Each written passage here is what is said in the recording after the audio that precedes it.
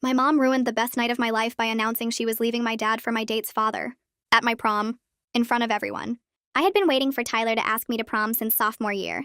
He was sweet and funny, and we'd been flirting in chemistry class for months. When he finally asked me in March, I literally couldn't breathe for a few seconds. I said yes so fast he started laughing. The weeks leading up to prom were perfect. I found a beautiful emerald green dress that made me feel like a movie star. My mom offered to take it to get steamed, and for once she actually came through. The day of prom, I spent hours on my hair and makeup, and when I came downstairs, my dad got emotional and said I looked just like my mom did when they first met. Tyler picked me up looking incredible in his suit, and my parents took about 100 photos. My mom hugged him and said she knew his dad from some school committee, and Tyler nodded politely. We escaped to his car, and he told me I looked amazing and that he'd been nervous all day that something would go wrong. Dinner was magical. We talked about everything, our plans for college, our families, our dreams. Tyler wanted to study architecture and design sustainable buildings. I told him I wanted to be a veterinarian, and his whole face lit up. "That's perfect for you," he said. "You're so caring with everyone." Then he got quiet and said, "I really like you. Like, not just as a prom date. I've liked you for a long time." I told him I felt the same way, and he smiled so wide I thought his face might break. When we got to prom, the gym looked incredible with fairy lights and flowers everywhere. We danced to every song, and he introduced me to all his friends and kept his arm around me the whole time. During a slow song, he pulled me close and whispered, "I think this might be the best night of my life." I told him it was mine too. My phone buzzed and I saw it was my mom calling. I stepped away to answer, worried something had happened at home. "Just checking on you, sweetie. Having fun?" I told her everything was perfect and went back to Tyler, relieved it wasn't an emergency. We danced for another hour, and then Tyler asked if I wanted to get some air. We walked out to the courtyard and sat on a bench under the string lights. He held my hand and asked if I wanted to make things official, like actually be his girlfriend over the summer and into college since we were both going to state. I said yes immediately, and he looked so relieved and happy. We were walking back inside when I heard gasps near the entrance. I looked over, and my mom was walking into the prom in jeans and a sweater, mascara running down her face. Right behind her was a man I didn't recognize at first. Then Tyler's hand tightened on mine. "That's my dad," he said, his voice strange. "Why is your mom with my dad?" My mom spotted us and walked straight through the crowd. Everyone had stopped dancing. People were pulling out their phones. She grabbed my hands with shaking fingers and said, "Honey, I'm so sorry to do this here, but I couldn't pretend anymore. I'm leaving your father tonight. I've been seeing Tyler's dad for 6 months, and we're in love. We're driving to Vegas tonight to get married." I heard Tyler make a sound like someone had punched him in the stomach. His dad was standing behind my mom looking uncomfortable but not apologetic. "We wanted you kids to hear it from us," his dad said, before the whole town found out. I looked at Tyler and saw the exact same horror on his face that I felt in my chest. If our parents got married tonight, we would wake up tomorrow as step-siblings. The boy I'd just agreed to date was about to become my family. "Mom," I whispered. "Why here? Why tonight?" She wiped her eyes. "Because I couldn't watch you dance with him knowing what was coming. It felt dishonest. I thought you'd want the truth." I didn't want the truth. I wanted one perfect night before everything fell apart.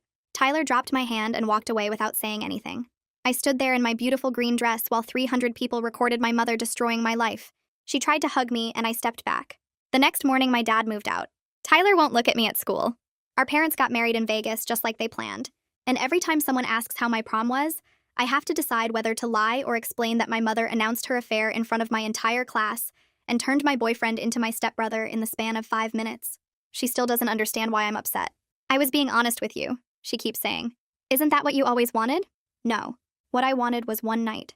Just one perfect night before she took everything else. Monday morning, I walked through the school's front doors, and the noise in the hallway just stopped. Everyone turned to look at me like I'd grown a second head or something. Groups of kids who'd been talking and laughing went completely silent and stared as I made my way to my locker. I could feel my face getting hot, and my hands started shaking as I fumbled with my combination lock. Someone's phone was pointed at me from across the hall, and I realized they were recording. My stomach twisted into knots. The videos from prom had clearly made their way around the entire school over the weekend. I heard whispers starting up behind me but couldn't make out the actual words. I grabbed my books and slammed my locker shut harder than I meant to. The metallic bang echoed down the hallway, and more people turned to stare. I kept my eyes on the floor and walked as fast as I could toward my first period class.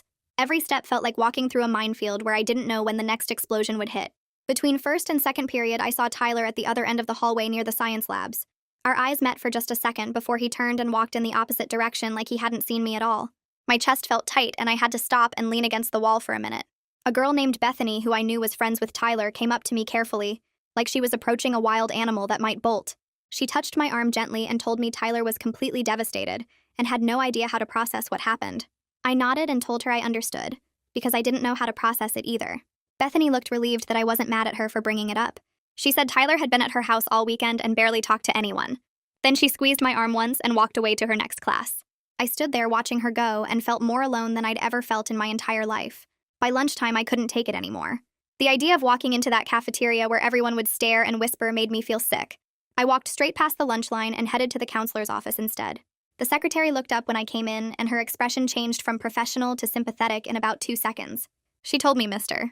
McKinney could see me right away and buzzed me through to his office.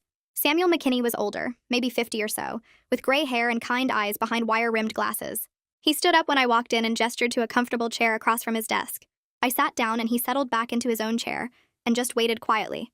I realized he wasn't going to make me explain everything because he already knew. The whole staff probably knew by now. That should have made me feel worse, but somehow it was a relief not to have to tell the story again. Mr. McKinney asked how I was holding up, and I told him honestly that I wasn't sure. He nodded like that made perfect sense. We spent the next 40 minutes creating a plan for getting through the last month of school.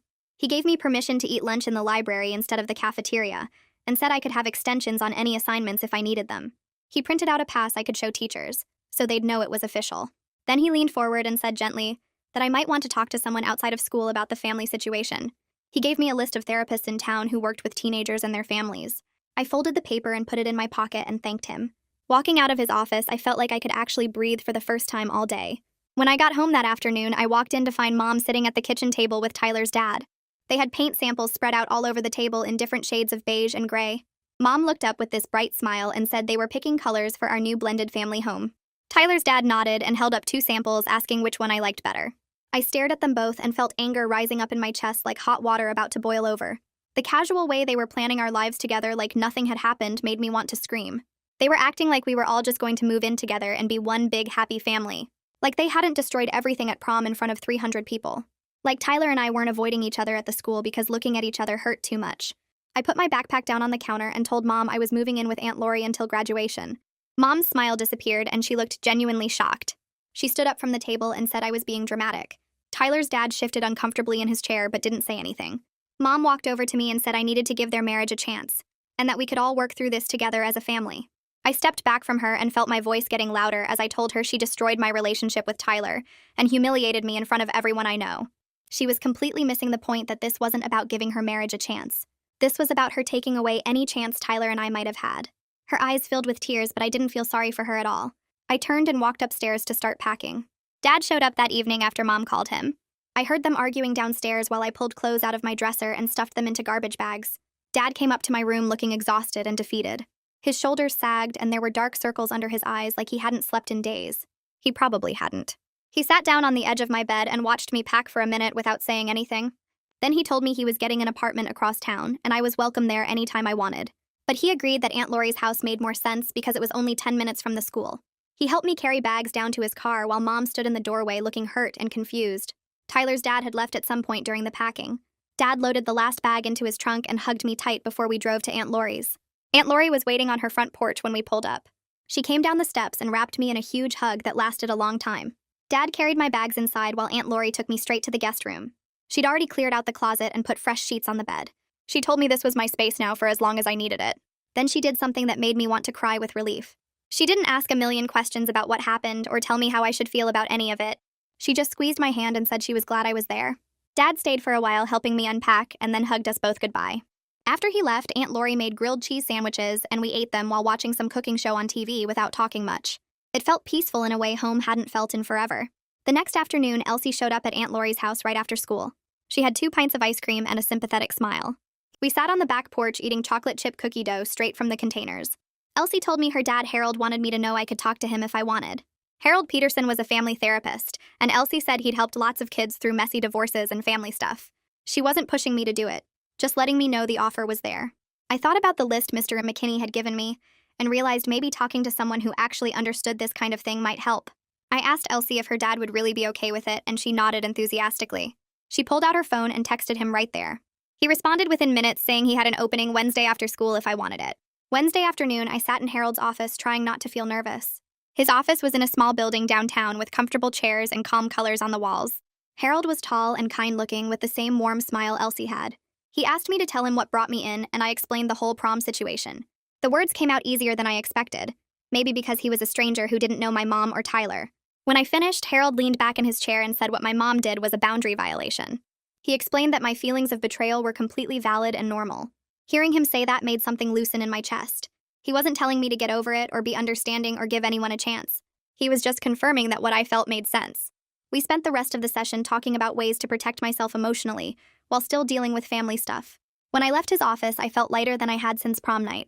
Harold's next session started with him pulling out a small notebook and writing down 3 phrases. He slid it across the desk to me and told me to practice saying them out loud. The first one was simple, but felt powerful when I said it. I need space right now and I'm not ready to discuss this. The second one was harder because it felt mean even though Harold assured me it wasn't. I understand you have feelings about this, but I'm not responsible for managing them. The third one made my throat tight. What you did hurt me deeply, and I need time to process that without pressure from you. Harold explained that Mom would probably push back against these boundaries because she was used to me being accommodating and agreeable. He warned me she might cry or get angry or try to make me feel guilty for setting limits.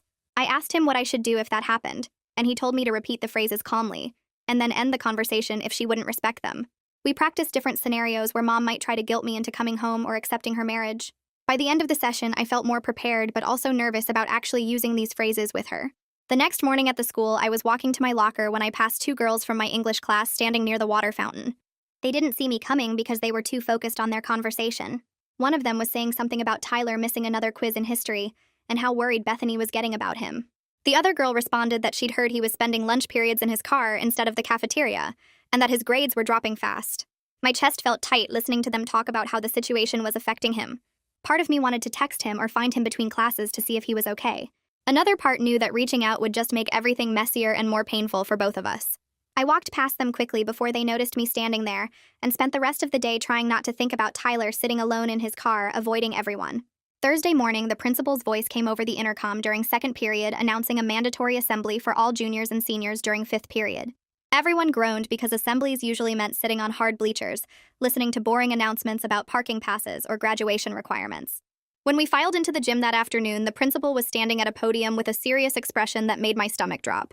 She started talking about digital citizenship and social media responsibility and how permanent online content could be. She mentioned that several parents had contacted the school about inappropriate videos circulating from the school events. Everyone in the gym knew exactly what she was talking about, even though she never said the word prom. I could feel people's eyes sliding toward me and then quickly away when I looked in their direction. My face burned hot and I stared at my shoes while the principal droned on about thinking before posting and respecting people's privacy. The assembly lasted 30 minutes and every second felt like an hour. When it finally ended, Elsie grabbed my arm and pulled me out a side door before anyone could say anything to me. My phone started buzzing constantly that evening with texts from Mom. The first one asked when I was planning to come home because my room was getting dusty and she missed me. The second one said we needed to work through this as a family, and that avoiding each other wasn't healthy. The third one got more desperate, saying she didn't understand why I was being so cold and distant. I stared at the messages for a long time, remembering Harold's boundary phrases.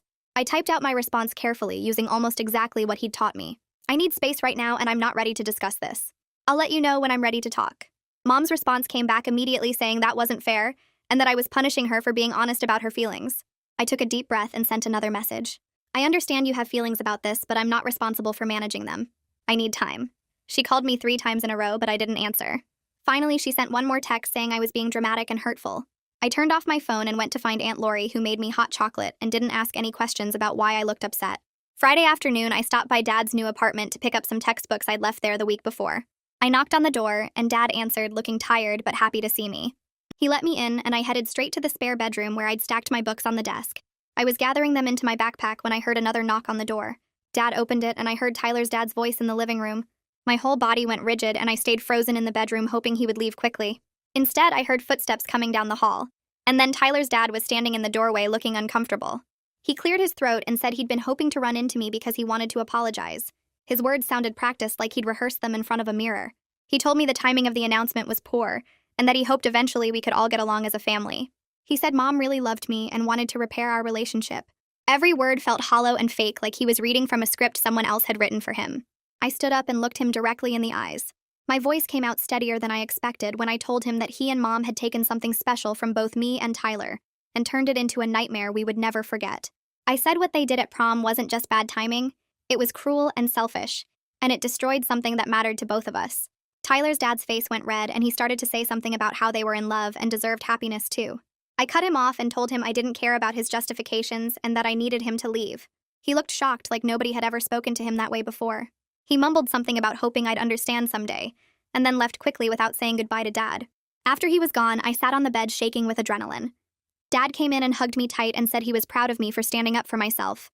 The small sense of satisfaction I felt from making Tyler's dad uncomfortable lasted the rest of the evening. Saturday morning, Elsie showed up at Aunt Lori's house with a determined look on her face. She announced that we were going to the end-of-year art show at the school whether I liked it or not.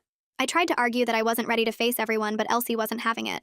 She said hiding forever wasn't a real option, and that I needed to prove to myself I could walk through those hallways with my head up.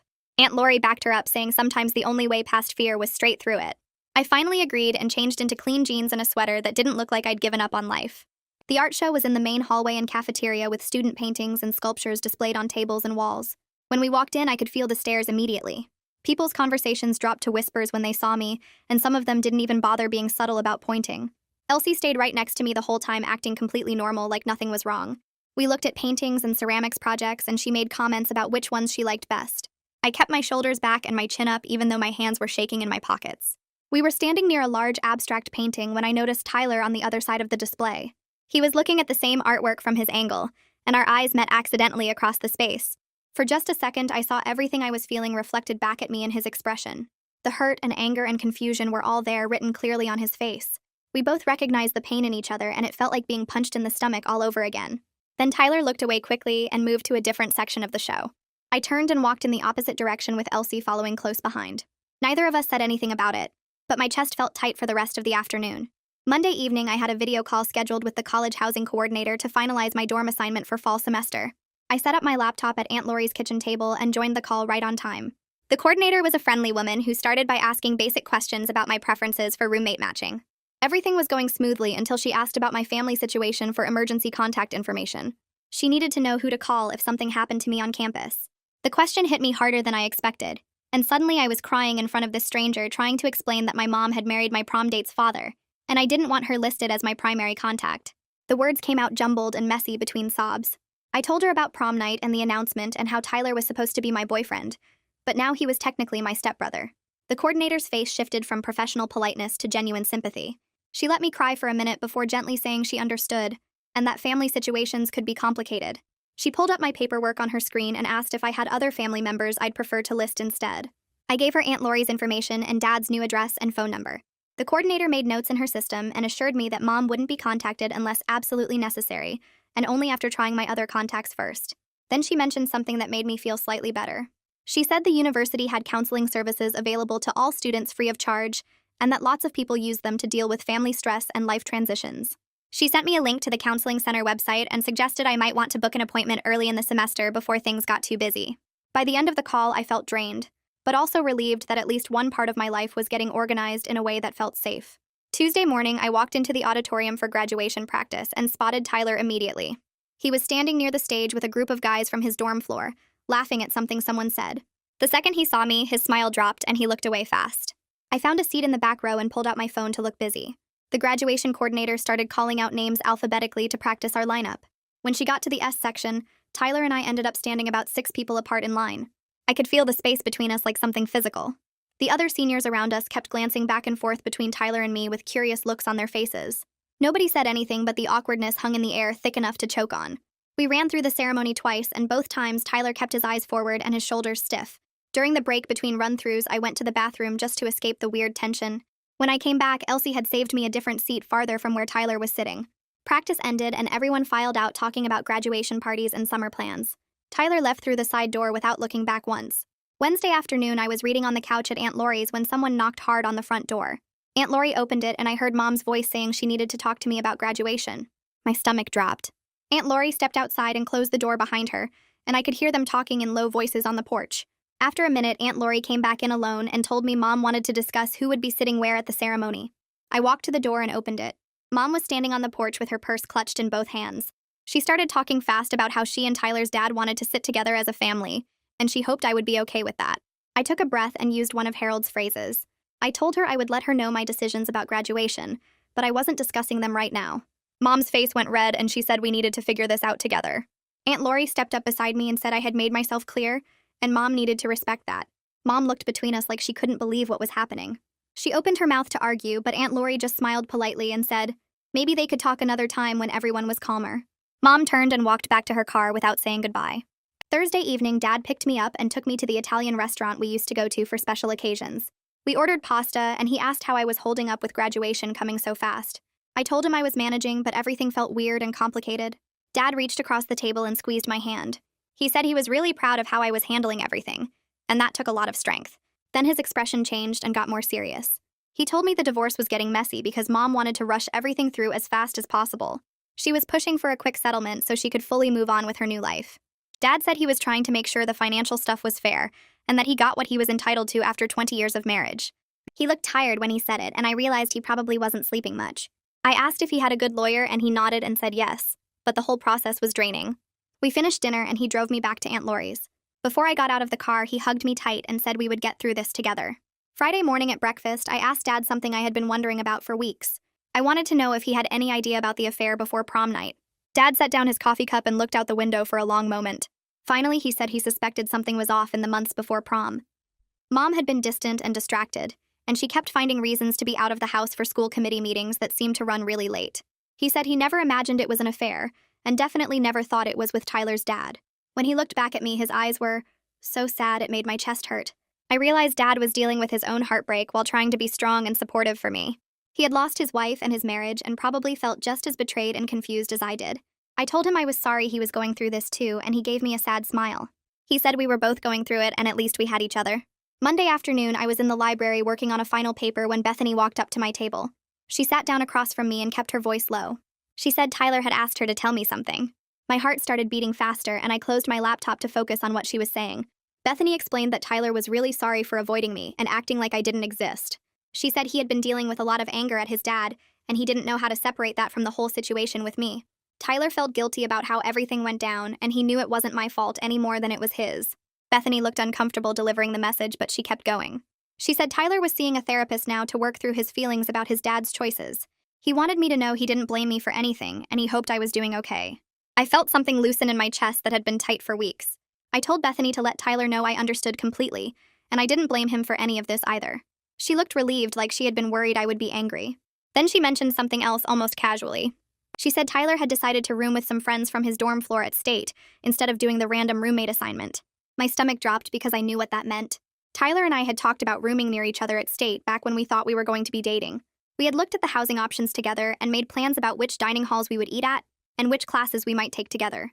Now he was actively changing those plans to make sure we wouldn't run into each other on campus. Bethany must have seen something on my face because she quickly said she was sure it wasn't personal. But we both knew it was personal even if Tyler didn't mean it to hurt me. After Bethany left, I sat in the library for another hour, not really working on my paper. Requested Reds is on Spotify now. Check out link in the description or comments. The full weight of what our parents had done hit me all over again. Tyler and I were supposed to be starting college together as a couple excited about our future. Instead, we were making housing decisions specifically to avoid each other because our parents had destroyed any chance we had at being together. We hadn't done anything wrong, but we were the ones paying the price for their choices. All the plans we had made that perfect night at prom before everything fell apart were gone now. Tyler had to rearrange his entire college experience to cope with family drama he never asked for. I had to do the same thing. We were both just trying to survive something neither of us created or wanted. Wednesday afternoon, I had another session with Harold at his office, and I told him about Tyler's message through Bethany and about finding out he changed his housing plans at State. Harold listened carefully and then asked me how that made me feel. I told him it felt like losing Tyler all over again. First, I lost the chance to date him, and now I was losing the future I had imagined where we would be together at college. Harold nodded and said what I was feeling was grief. He explained that I wasn't just mourning the end of a romantic relationship, but also the loss of a specific future I had been looking forward to. All those plans and dreams I had built up in my head were gone now, and it was okay to be sad about that. He reminded me that I was allowed to mourn what could have been while also moving forward with my life. The two things weren't opposites. I could be sad about what I lost and still build a good future for myself. It helped to hear him say that out loud. Senior week started on Monday with a bunch of activities planned by the class officers. Elsie stuck right next to me through all of them like she was my personal bodyguard. We went to the senior breakfast and the carnival day and the class picnic. Every single event, someone came up and asked invasive questions about prom night or my family situation. People wanted to know if my mom was really married to Tyler's dad now and if Tyler and I were actually step-siblings. Some of them pretended to be concerned, but I could tell they just wanted gossip to share with their friends. Elsie got really good at running interference. Whenever someone started asking questions, she would jump in and change the subject smoothly. She would bring up college plans or summer jobs or literally anything else to redirect the conversation. By the end of the week, I was exhausted from all the fake sympathy and nosy questions, but at least I had made it through without breaking down in public. Friday night, I sat down at Aunt Lori's kitchen table with a notebook and started writing a letter to Mom. Harold had suggested it might help since Mom didn't seem to hear me when we talked face to face. I wanted to explain exactly how her actions had affected me in a way she couldn't interrupt or dismiss. I spent hours getting every word right. I wrote about the humiliation of having her announce her affair in front of 300 people at my prom. I described how it felt to watch videos of that moment circulating around school and knowing everyone had witnessed my worst nightmare. I explained that she hadn't just ended her marriage that night, but had also destroyed my relationship with Tyler and turned my perfect evening into something I would never be able to remember without pain. I detailed the betrayal I felt knowing she had been lying to me and Dad for 6 months while planning her new life. I told her about moving out and staying with Aunt Lori because I couldn't watch her play house with Tyler's dad. By the time I finished writing, my hand was cramping and my eyes were burning, but I had finally said everything I needed to say. I folded the letter carefully and put it in an envelope. The next morning, I drove to Mom's house when I knew she would be home alone. Tyler's dad's car wasn't in the driveway, which made it easier. I knocked on the door and Mom answered, looking surprised to see me. She invited me in, but I stayed on the porch and handed her the envelope. I told her to read it when she had time and that I needed her to really think about what I wrote. She started to open it right there, but I turned and walked back to my car before she could say anything. 2 hours later, my phone rang with Mom's number. I almost didn't answer, but something made me pick up. Her voice was shaky and I could tell she had been crying. She said she read my letter 3 times and she never meant to hurt me the way she did. She kept apologizing over and over and saying she wished she could take back how she handled everything. Then she said something that made my stomach twist. She told me she understood I was upset, but she deserved to be happy too, and that sometimes happiness required hard choices. I closed my eyes and felt the familiar frustration building in my chest. She still didn't get it. Her happiness had cost me everything, and she was treating it like some kind of fair trade. I took a deep breath and used one of Harold's boundary phrases. I told Mom I would attend graduation and be civil at family events, but I needed her to stop pushing me to have a relationship with Tyler's dad. I said I needed her to stop pretending we were one big happy family when we clearly weren't. She was quiet for a long time, and then she said okay, in a small voice.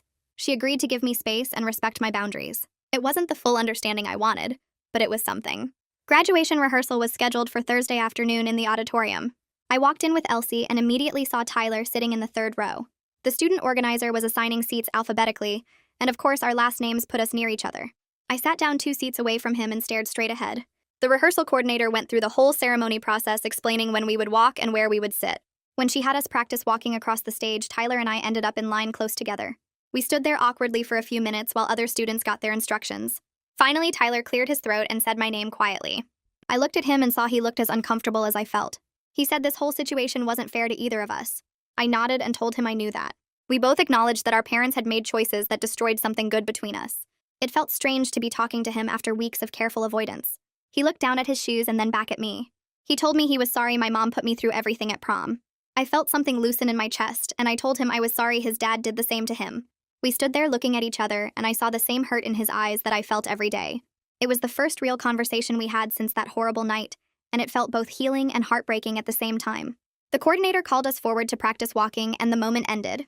We went through our lines and got our diplomas, and then rehearsal was over. Tyler gave me a small nod as we left, and I nodded back.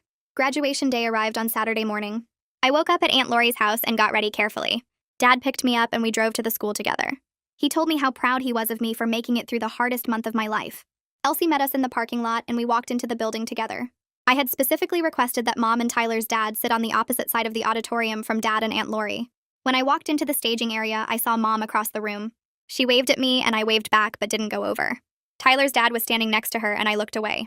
The ceremony started and we filed into the auditorium in our caps and gowns. I could see Dad and Aunt Lori and Elsie sitting together in the middle section. Mom and Tyler's dad were on the far left just like I requested. They had actually respected my boundary, which felt like a small victory. The principal gave a speech about our futures and achievements. The valedictorian talked about overcoming challenges. I barely heard any of it because I was focused on getting through this day. Finally, they started calling names alphabetically. When they called mine, I stood up and walked across the stage. The diploma was heavy in my hands and I looked out at the crowd. The applause from Dad's section was loud and I could see Aunt Lori standing up clapping. I felt a surge of real pride that I had made it through the worst month of my life without completely falling apart. I had survived prom night and the aftermath, and here I was graduating. I walked off the stage and sat back down feeling lighter than I had in weeks. Aunt Lori threw a graduation party for me at her house that afternoon.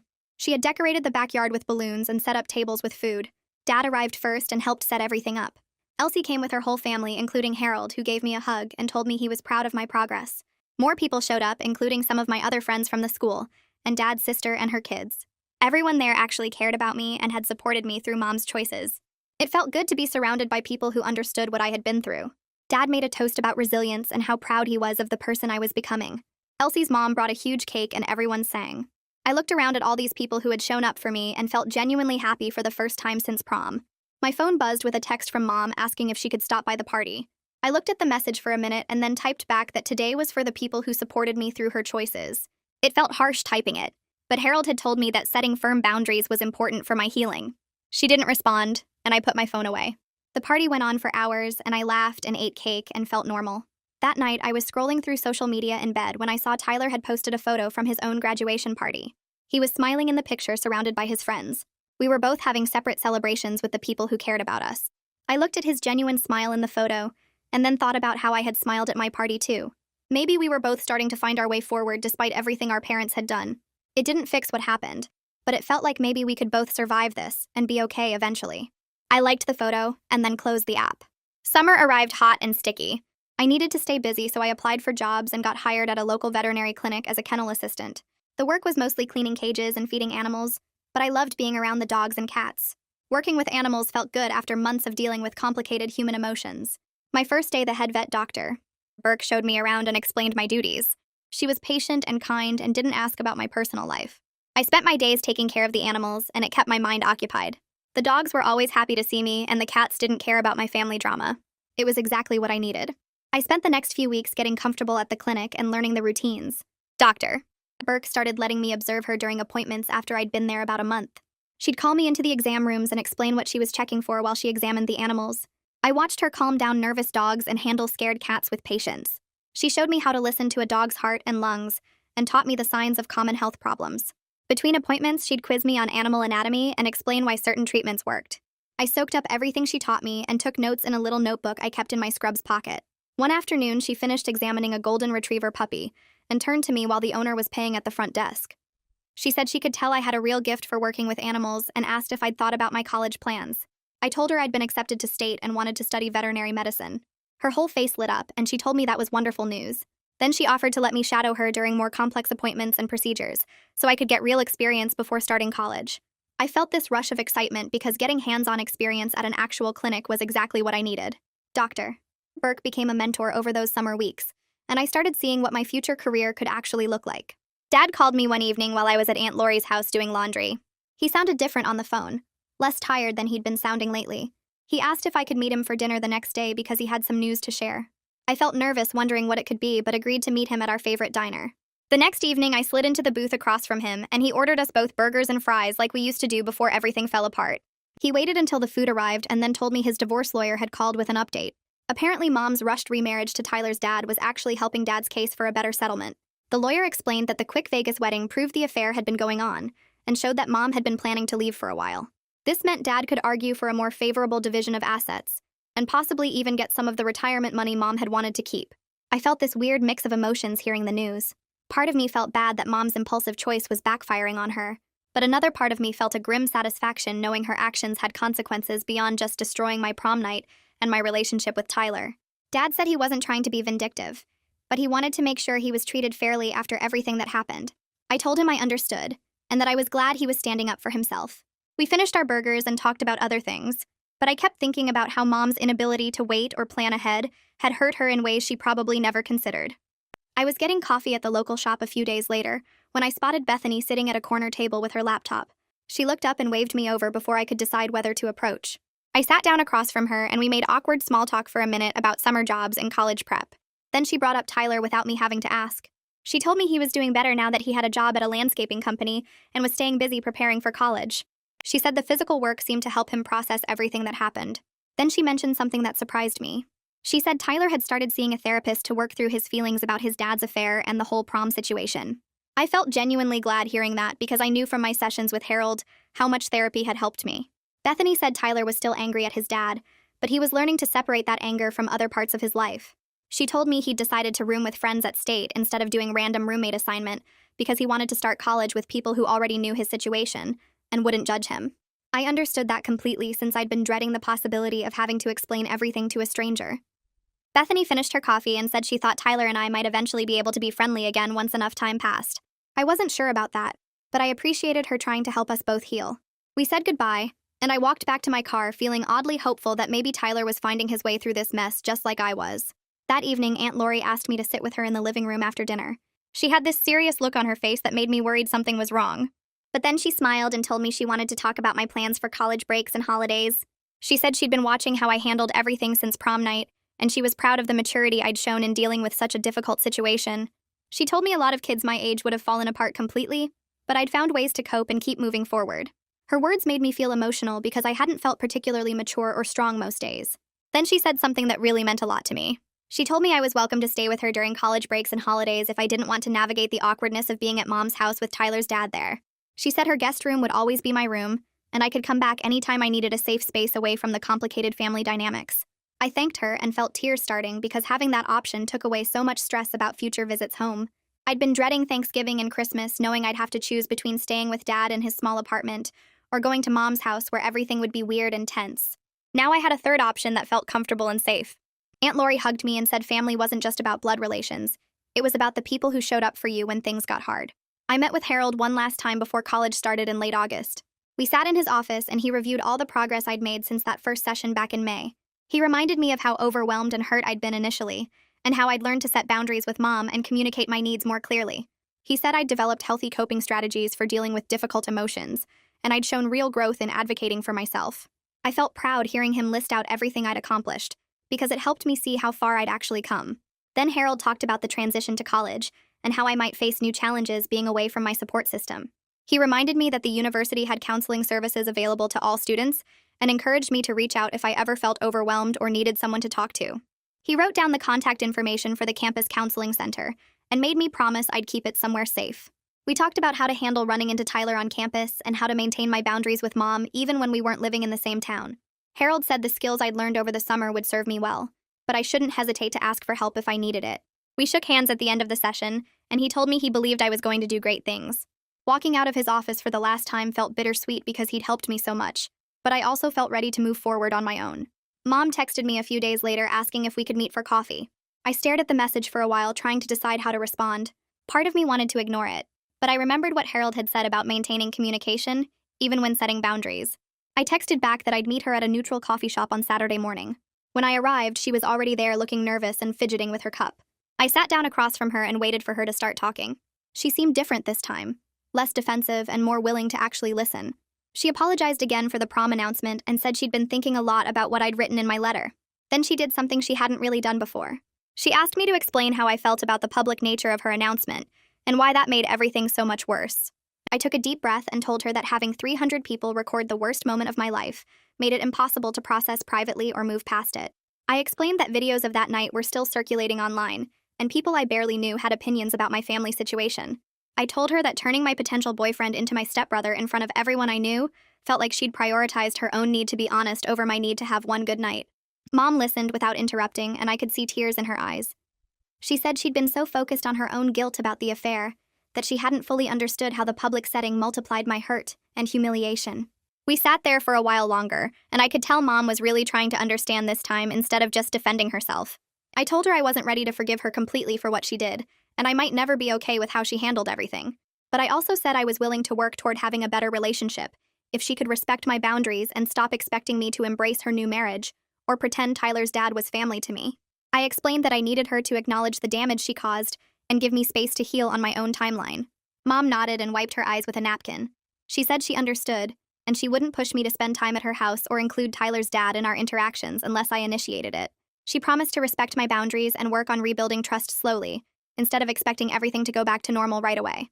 I could see she was genuinely trying, even though it was hard for her to accept that her choices had lasting consequences. We finished our coffee and hugged briefly before leaving. It wasn't a complete reconciliation, but it felt like maybe we'd found a starting point for something healthier. Walking back to my car, I felt lighter knowing Mom finally seemed to understand the gravity of what she'd done to me. The week before I left for college, Dad came over to Aunt Lori's house to help me pack. We spent the afternoon sorting through my clothes and supplies and loading boxes into his truck. While we worked, he started talking about everything that had happened since prom night. He said watching me handle this situation had taught him something important about me as a person. He told me I'd learned to advocate for myself and recognize when people weren't respecting my needs, even when those people were family members I loved. Dad said those were valuable life skills that would serve me well in college and beyond. I told him I wished I'd learned them in a different way, without all the pain and public humiliation. He nodded and said he wished that too, but sometimes the hardest experiences taught the most important lessons. We talked about how I'd stood up to Mom and set boundaries, how I'd sought help from Harold when I needed it, and how I'd built a support system with people who actually cared about my well-being. Dad said he was proud of the person I was becoming, and he knew I'd do great things at State. We finished packing and ordered pizza for dinner. Sitting there with Dad and Aunt Lori eating pizza and talking about my future, I felt grateful for the people who'd stood by me when everything fell apart. The night before I left for State, Elsie came over for a sleepover like we used to have in middle school. We spread out sleeping bags in Aunt Lori's living room and stayed up late talking about everything. Elsie was heading to a different university across the state, so we wouldn't see each other as much once school started. We talked about our hopes for college and what we were nervous about. She told me she was worried about making new friends and finding her way around a huge campus. I admitted I was scared about running into Tyler and having to navigate that awkwardness while also trying to start fresh. Elsie made me promise to text her immediately if I ever saw Tyler on campus, so she could help me process it. We talked about our planned majors and the classes we were excited about taking. She asked about my work at the vet clinic, and I told her how much I'd learned from Dr. Burke over the summer.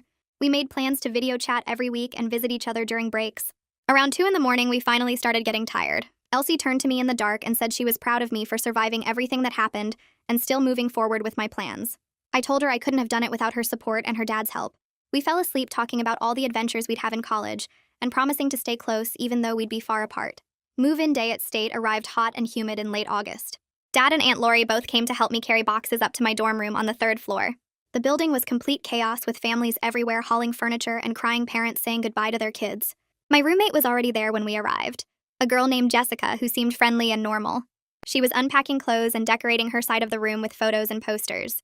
We introduced ourselves and made small talk while Dad and Aunt Lori helped me set up my bed and desk. Jessica asked basic questions about where I was from and what I planned to study, but she didn't pry into my personal life or ask about my family.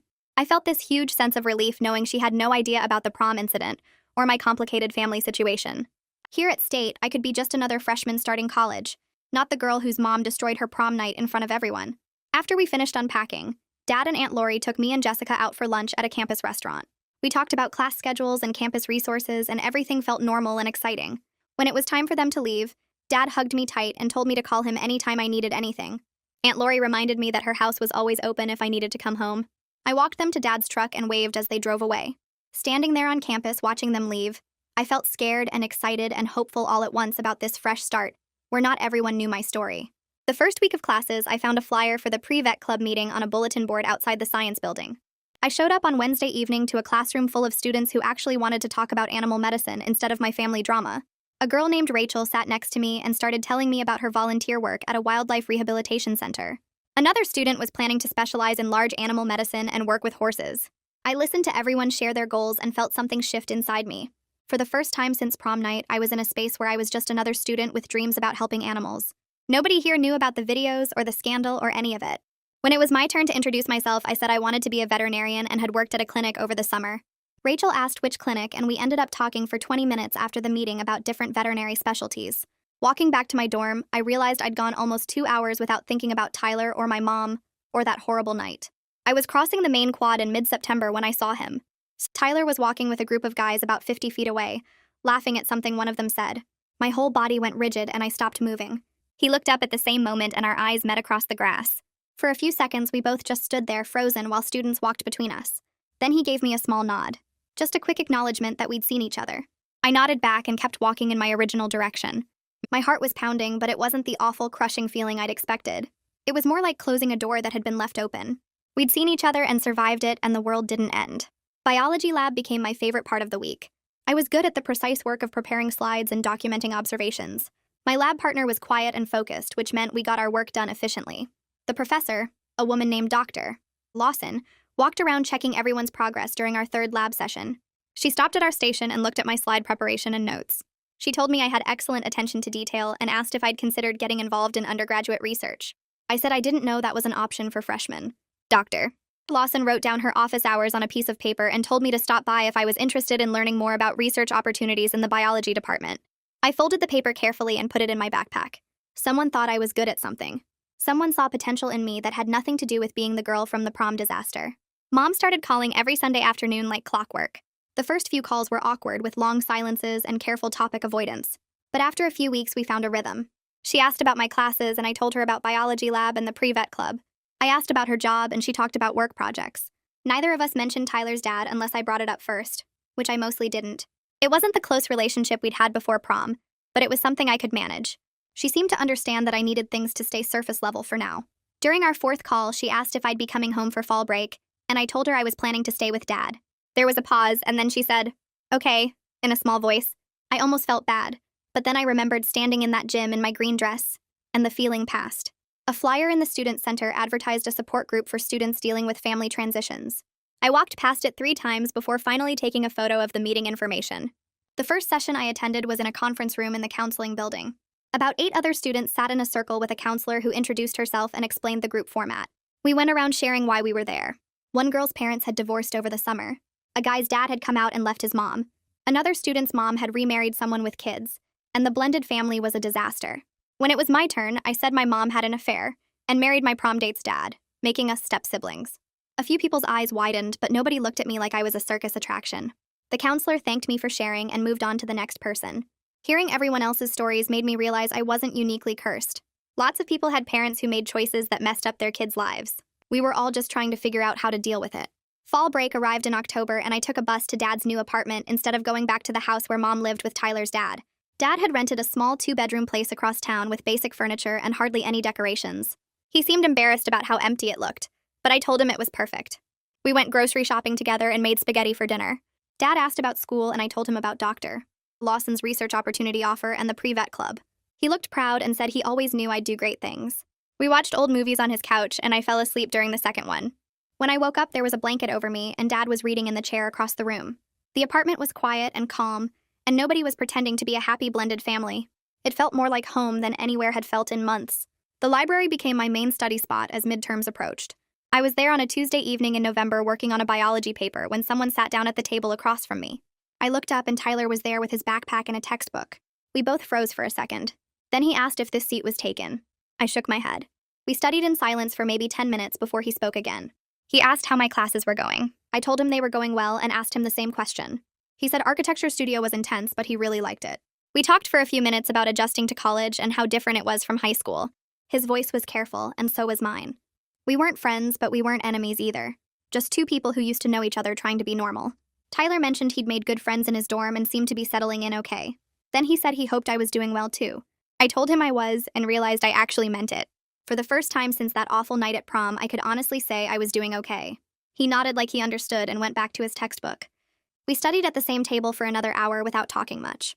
When I packed up to leave, he said it was good to see me. I said the same thing back. Walking out of the library, I felt lighter somehow, like we'd both been carrying something heavy and had finally been able to set it down. Finals week hit in early December, and I spent long hours in the library and my dorm room studying. My biology final was comprehensive and covered everything from the entire semester. I made flashcards and diagrams and reviewed all my lab notes. The night before the exam, I felt nervous but also confident. I'd worked hard all semester and my grades reflected it. Jessica commented that I seemed really focused and driven compared to a lot of other freshmen.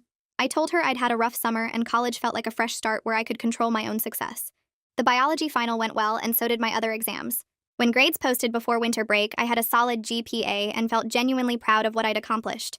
I'd built a life here at State that belonged entirely to me. Not the girl whose mom ruined her prom. Not Tyler's almost stepsister. Just me, working toward my dreams of becoming a veterinarian and doing well at it. An email appeared in my inbox a few days before I was supposed to head to Dad's for winter break.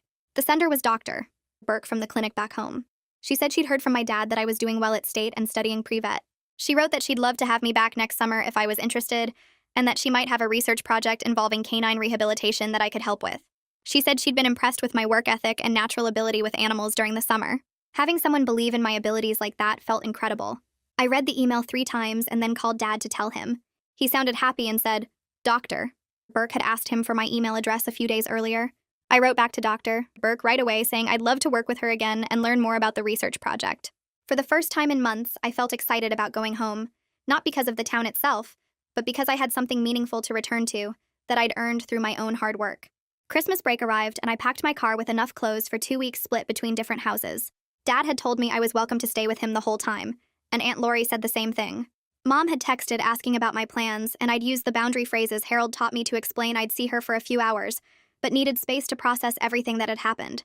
She replied with a sad face emoji, but said she understood. The drive home from state took 3 hours, and I spent most of it listening to music and thinking about how different this break felt from the summer. Back then, I was raw and angry and couldn't imagine feeling normal again. Now I had routines and friends and good grades and a sense of control over my own life that nobody could take away from me. I pulled into Dad's apartment complex first, and he came out to help me carry my bags inside. His place was small but cozy with furniture he'd picked out himself and photos of us on the walls. We ordered pizza and watched a movie, and he asked about my classes without bringing up Mom or the divorce or any of the heavy stuff. It felt peaceful in a way home hadn't felt in a long time. The next morning, I drove to Mom's house to drop off some mail she'd asked me to bring and pick up a few things I'd left behind. Tyler's dad answered the door, and we had an awkward moment of eye contact before he stepped aside to let me in. Mom appeared from the kitchen looking nervous and asked if I wanted coffee. I told her I could only stay for a few minutes, and she nodded like she'd expected that answer.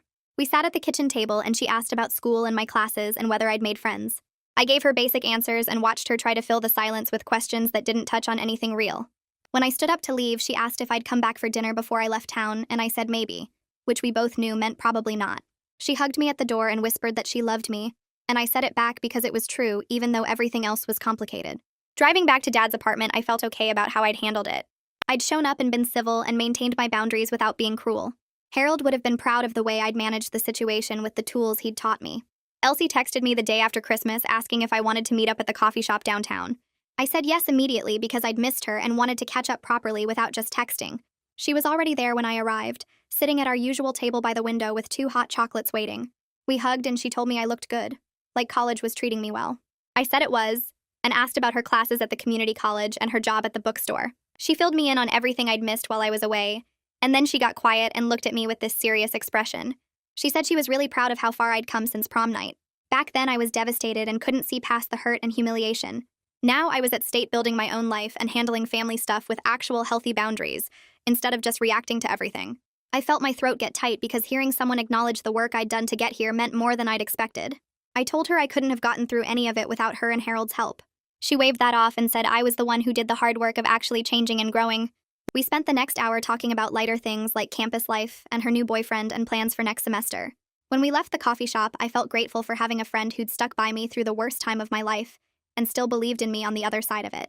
Spring semester started with fresh snow on the ground and new classes that felt more focused on my pre-vet track. I'd signed up for organic chemistry and animal behavior, and both were challenging in ways that made me excited to learn. Jessica had moved to a different dorm with some girls she'd met through her sorority, but we still got lunch sometimes and caught up. The pre-vet club started meeting weekly again, and I volunteered to help organize a fundraiser for the local animal shelter. 3 weeks into the semester, I was walking across campus to the library when I saw a flyer for an architecture student showcase. Tyler's major flashed through my mind, and I wondered if he'd have work displayed there. I decided to stop by the student union where the showcase was happening just to see what architecture students actually did. The room was full of detailed models and drawings, and I was looking at a sustainable housing project when I heard someone say my name. I turned around, and Tyler was standing there holding a coffee cup and looking surprised to see me. We both froze for a second, and then I asked if any of these projects were his. He pointed to a model of a community center designed with solar panels and rainwater collection systems. I told him it was really impressive and asked about the design process. He explained his concept and seemed to relax as he talked about something he was passionate about. Then he asked how my classes were going, and I told him about organic chemistry and animal behavior. We talked for maybe 10 minutes about school and our plans for the summer and what we were learning. His voice was friendly, and so was mine. There was no awkwardness or pain in the conversation, just 2 people who used to know each other catching up like normal college students. He mentioned he was doing well and had joined an intramural soccer team. I said I was glad he was settling in and meant it genuinely. When I said I should get to the library, he nodded and said it was good to see me. I said the same thing back and walked away feeling lighter than I had in months. The walk back to my dorm took 15 minutes, and I spent the whole time thinking about how much had changed since that awful night at prom. Mom's choices had destroyed the perfect night I'd imagined and turned my whole world upside down in front of everyone I knew. She'd taken something beautiful and made it into a nightmare that got recorded and shared and talked about for weeks. For a long time, I thought that night had ruined everything, that I'd never be able to move past the hurt and humiliation and loss. But standing in my dorm building lobby, I realized that wasn't actually true. Mom's choices had destroyed one night and one relationship and forced me to deal with family drama I never asked for. They'd made my senior year harder and my transition to college more complicated, but they hadn't destroyed my future. I was still here at state studying to become a veterinarian like I'd always planned. I had good grades and friends and a job lined up for the summer with Dr. Burke. I'd learned how to set boundaries and stand up for myself and choose who got access to my time and energy. I'd survived something that felt impossible to survive and come out stronger on the other side. Tyler and I would probably never be what we almost were that night before everything fell apart. But we'd both healed enough to be kind to each other and wish each other well, which felt like its own kind of victory. Things didn't turn out the way I planned back when I was a high school senior picking out a green dress and dreaming about prom. But I was genuinely okay now, building a life I was proud of and learning that I was strong enough to handle whatever came next. That was something I never thought I'd be able to say, and it felt good to finally mean it. And that's pretty much it. I could probably talk about this all day. If you picked up one useful thing here, mission accomplished.